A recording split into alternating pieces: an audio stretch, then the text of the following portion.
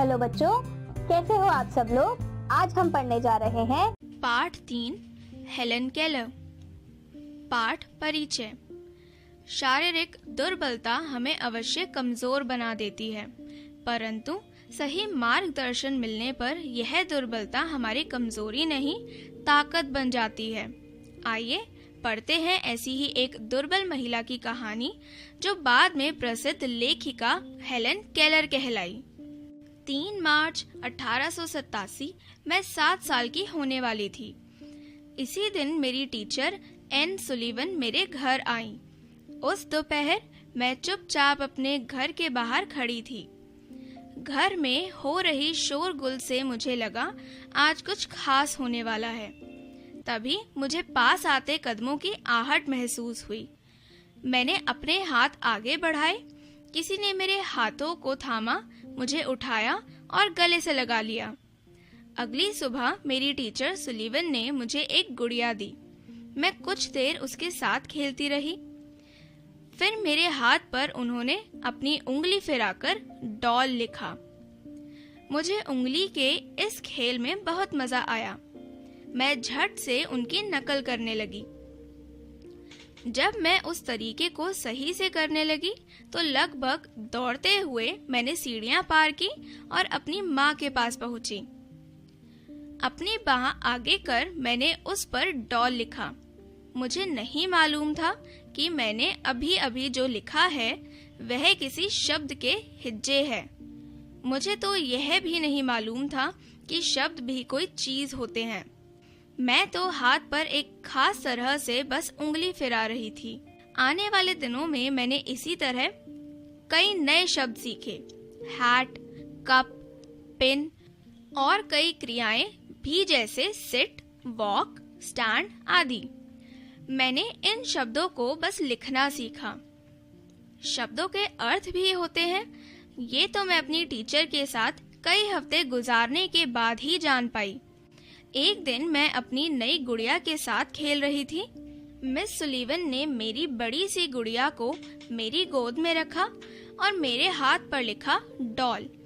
वह मुझे समझाना चाह रही थी कि उनके द्वारा मुझे अभी दी गई और मेरी पहली गुड़िया दोनों ही डॉल हैं।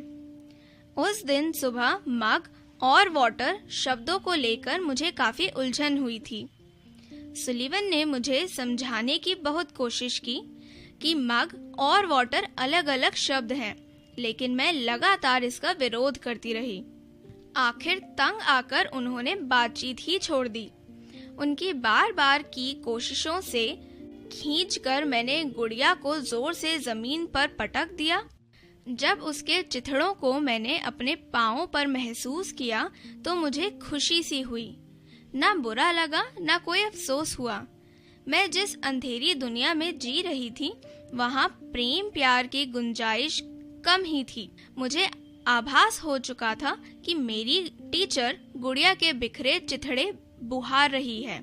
मुझे लगा कि अच्छा हुआ मुझे तकलीफ देने वाली चीज का हमेशा के लिए सफाया हो गया।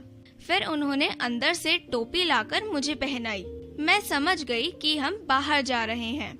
बिना शब्दों वाले इस विचार के दिमाग में आते ही मेरा मन चहक गया। हम एक कुएं के पास से गुजरे। वहाँ आसपास फूलों के बहुत से पौधे थे। उनकी खुशबू चारों तरफ फैली थी। कोई कुएं से पानी निकाल रहा था। मेरी टीचर पानी की तेज धार के पास मेरा हाथ ले गई। जैसे ही ठंडा पानी मेरी बाह पर गिरा, उन्होंने मेरे हाथ पर धीरे धीरे लिखा वाटर। पहले एक बार, फिर बार बार। मैं बिना हिले डुले बुत बनी खड़ी रही। मेरा पूरा ध्यान उनकी उंगलियों की हरकत पर था। अचानक जैसे मेरे आगे भाषा का रहस्य खुल गया था। मुझे पता चला कि वाटर यानी वह ठंडी चीज जो अभी अभी मेरे हाथ पर बह रही थी, उसका कोई अर्थ भी है। उस जीते जागते शब्द ने जैसे मेरे अंदर नई आशाएं और नई उम्मीदें जगा दी।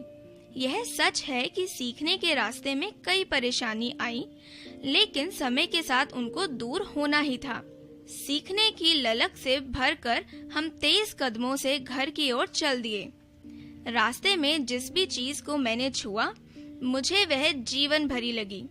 घर की चौखट पर पहुंचते ही मुझे उस गुड़िया की याद आई जिसे मैं टुकड़े टुकड़े कर चुकी थी। उन टुकड़ों को समेटकर जोड़ने की मेरी कोशिश नाकाम हो गई थी। मेरी आंखें आंसुओं से भर गईं। पहली बार मुझे अपने किए पर अफसोस और दुख हो रहा था।